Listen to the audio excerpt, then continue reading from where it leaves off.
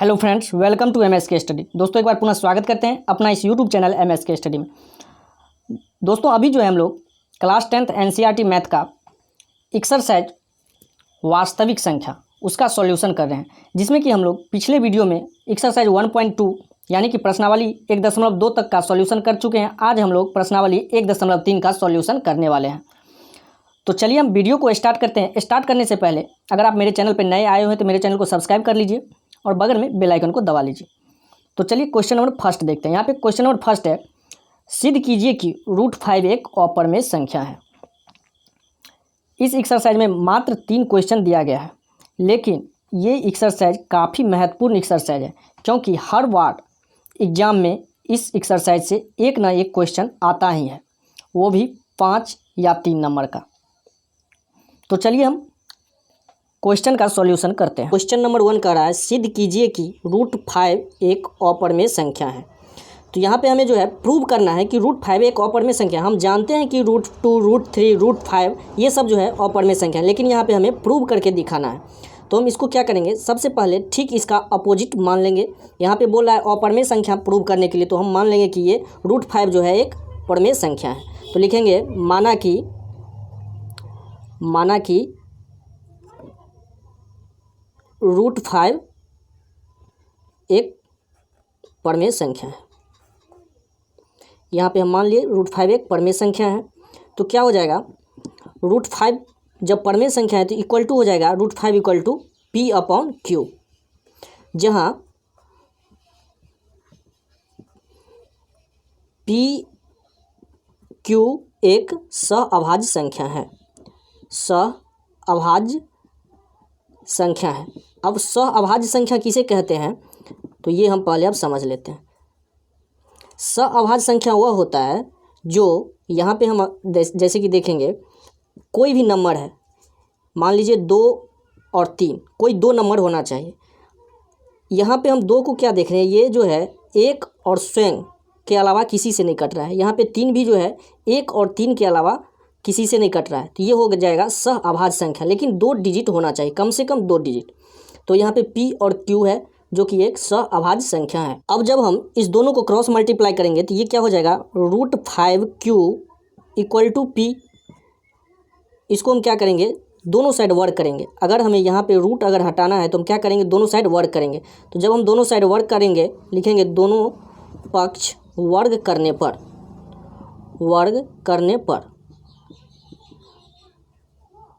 हो जाएगा √5Q square equal to P²। √5 का जब हम वर्ग करेंगे तो इसका मतलब क्या हो, √5 इंटू √5 इक्वल टू होता है 5। अगर कोई भी नंबर का हम वर्ग करेंगे, अगर सेम नंबर रहेगा तो वही नंबर बाहर आ जाता है, यानी कि √2 इंटू √2 करेंगे तो ये हो जाएगा 2। तो यहाँ पे क्या हम देख रहे हैं, √5 है तो ये हो जाएगा √5 और √5 निकल के आ जाएगा, तो ये हो जाएगा 5Q² इक्वल टू P²। इसको हम मान लेते हैं ये मेरा इक्वेशन फर्स्ट है। अगर यहाँ पे इस 5 को जब हम इस साइड लाएंगे, इस 5 को जब हम इस साइड लाएंगे तो ये क्या हो जाएगा, Q² इक्वल टू P²/5। इसका मतलब हुआ कि P² को 5 डिवाइड करेगा, यानी कि विभाजित करेगा। तो हम लिखेंगे यहाँ पे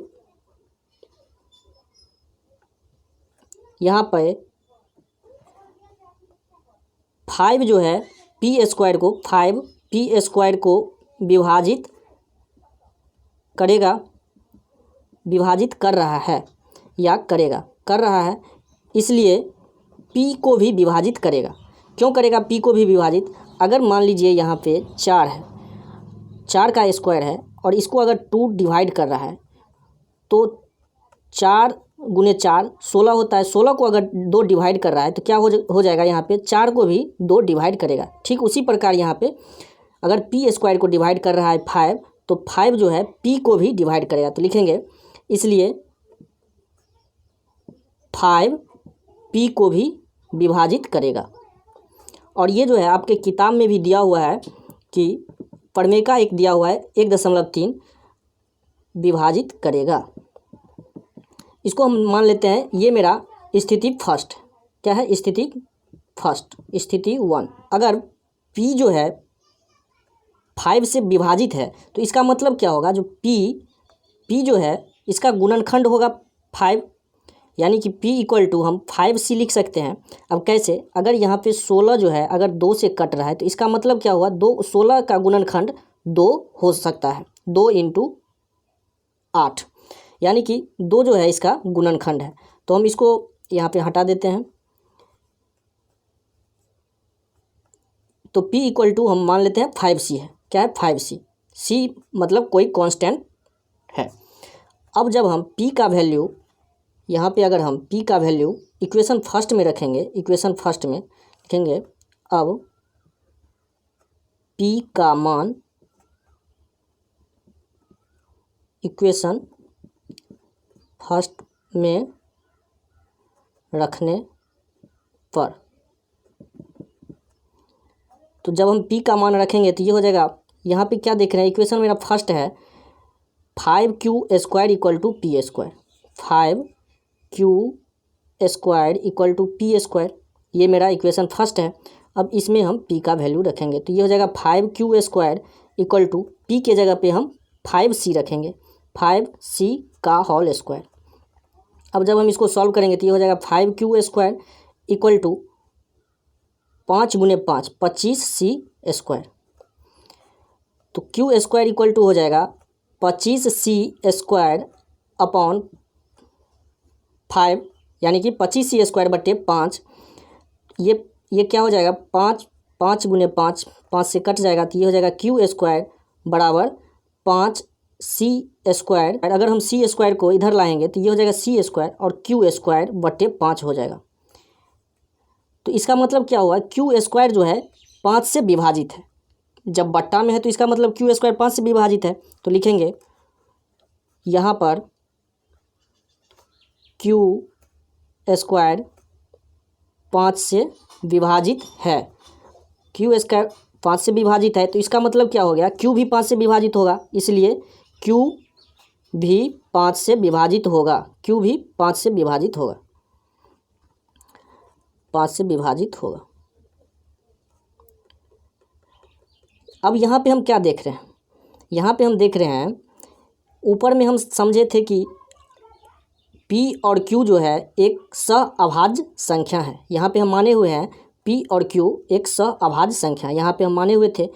और सहअभाज्य संख्या जानते हैं कि वो p जो है अगर सहअभाज्य संख्या और q सहअभाज्य संख्या है तो ये सिर्फ 1 और p से कटेगा, p 1 और p से कटेगा और q जो है 1 और q से सिर्फ कटेगा। लेकिन यहाँ पे हम क्या देखें, p और q जो है 1 और q से तो कट ही रहा, साथ साथ 5 से भी कट रहा है। हम लिखेंगे, हम जो माने थे,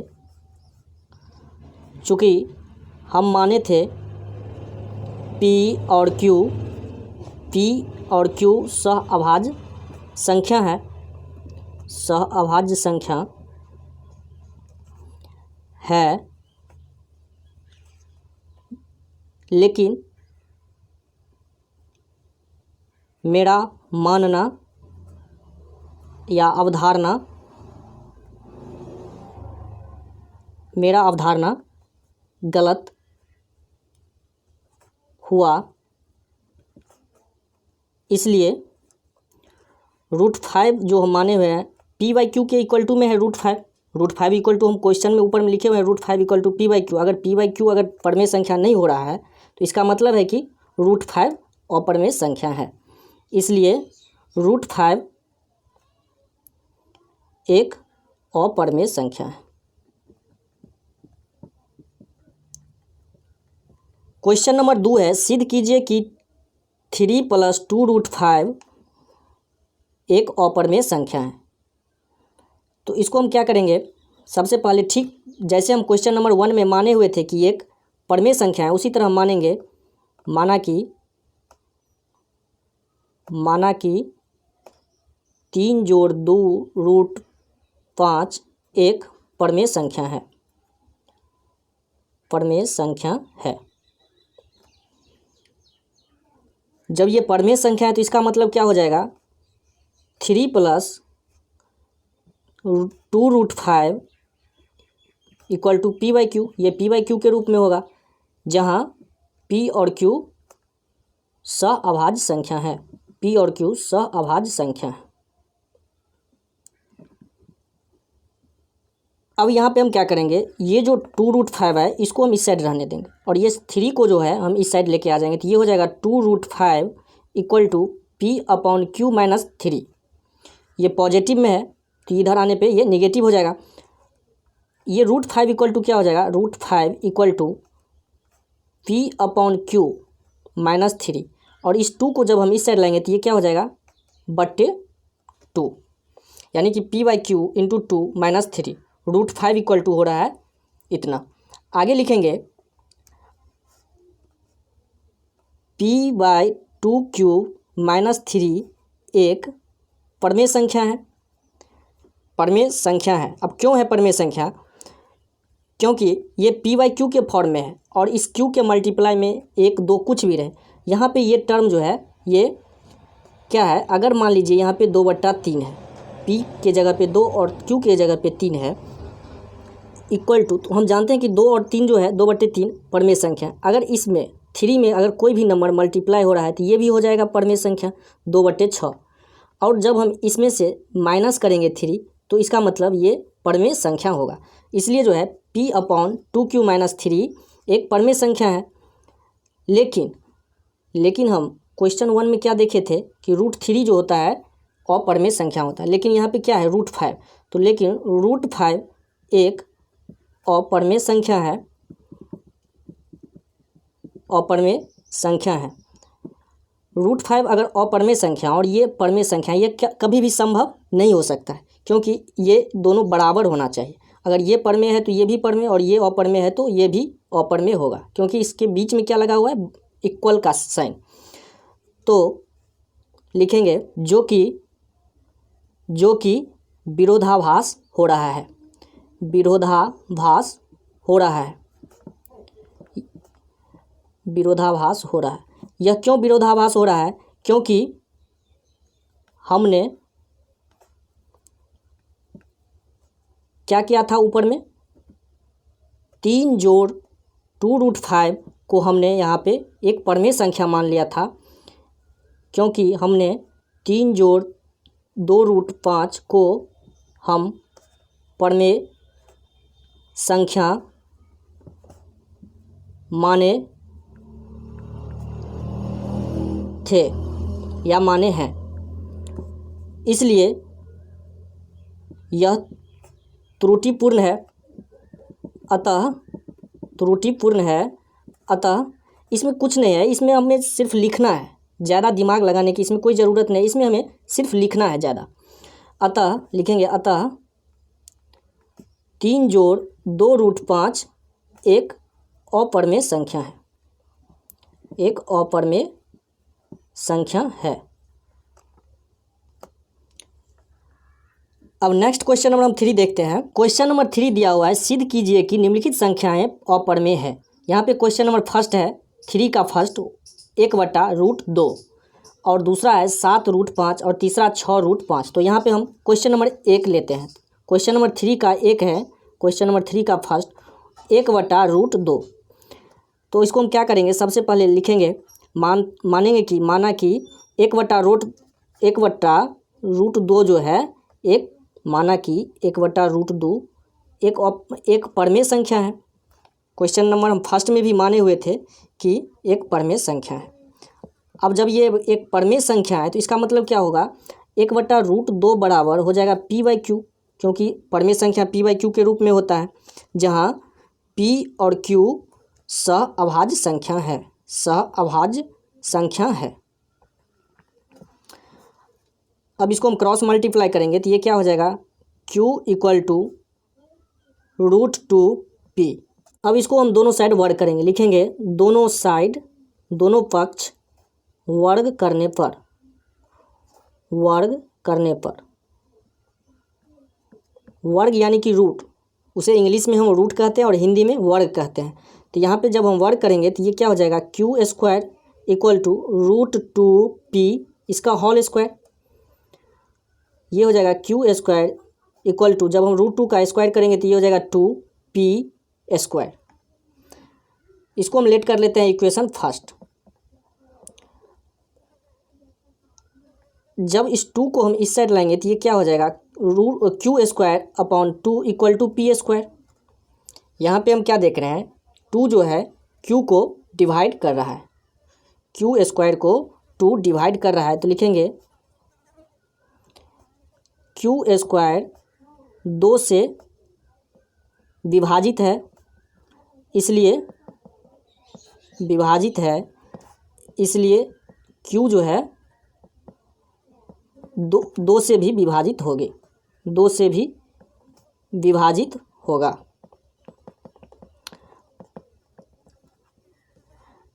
और जब 2 से ये विभाजित हो रहा है Q², इसलिए Q 2 से विभाजित होगा।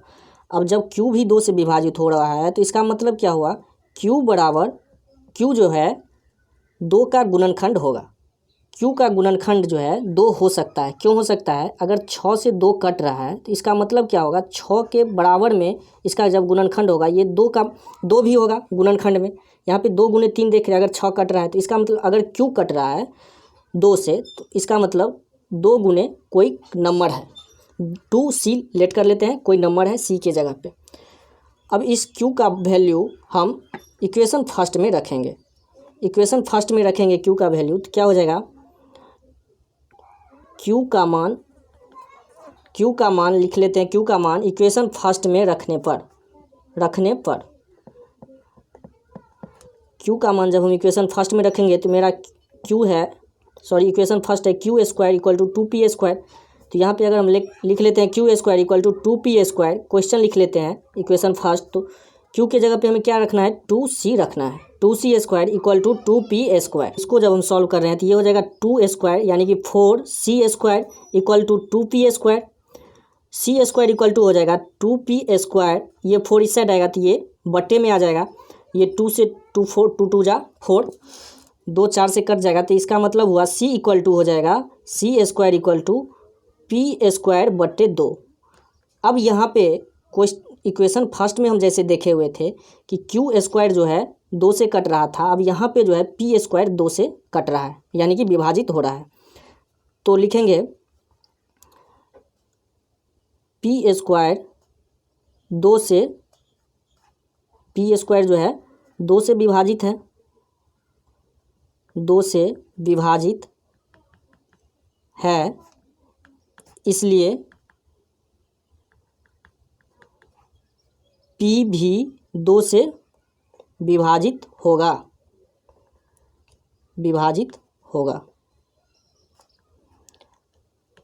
अगर P 2 से विभाजित हो रहा है तो इसका मतलब क्या हुआ, जब हम सअभाज्य संख्या माने हुए थे तो वो तो सिर्फ 1 और स्वयं से कटना चाहिए, लेकिन यहाँ 2 से भी विभाजित हो रहा है, तो जो हम माने हुए थे वो गलत हुआ। तो लिखेंगे अतः मेरा अवधारणा या मेरा मानना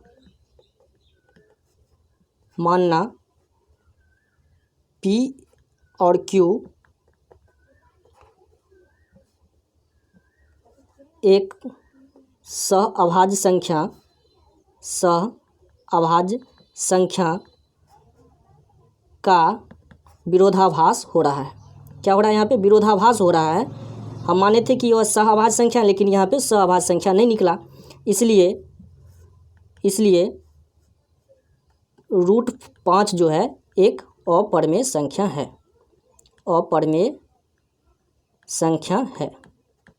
क्वेश्चन नंबर 3 का सेकंड, 7√5। तो इसको हम सबसे पहले लिखेंगे, माना कि 7√5 या 7 वर्ग, रूट को हम क्या बोलते हैं, वर्ग, 5 एक परिमेय संख्या है।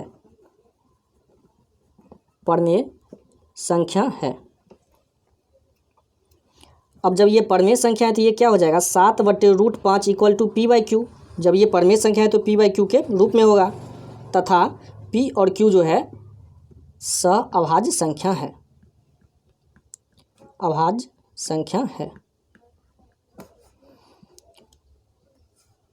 अब जब हम इसको क्रॉस मल्टीप्लाई करेंगे तो ये हो जाएगा 7Q बराबर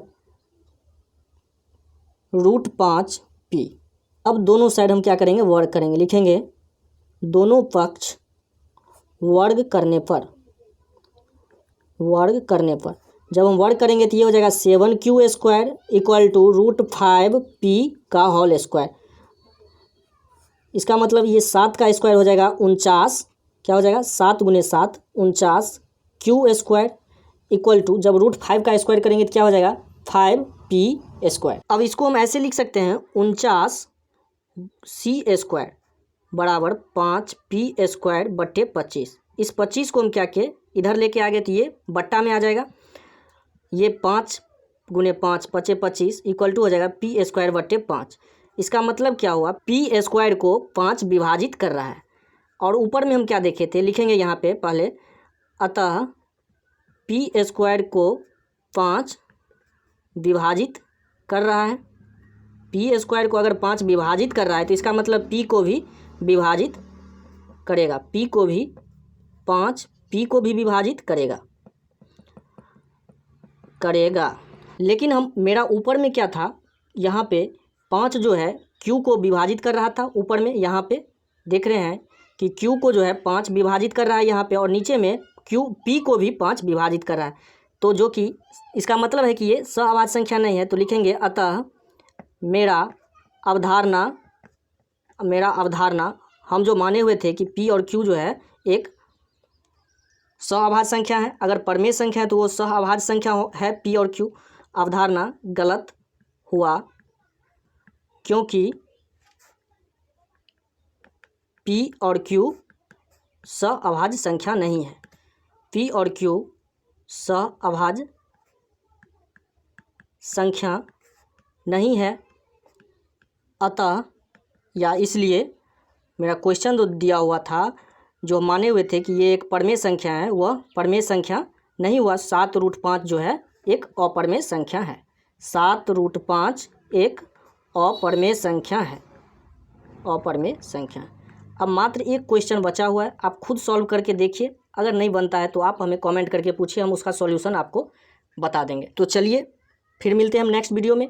और अगर आप मेरे चैनल पर नए आए हुए हैं तो मेरे चैनल को सब्सक्राइब कर लीजिए और बेल आइकन को दबा के रखिए, ताकि मैं अगला वीडियो फिर अपलोड करूँ तो आपको टाइम टू टाइम मिलता रहे।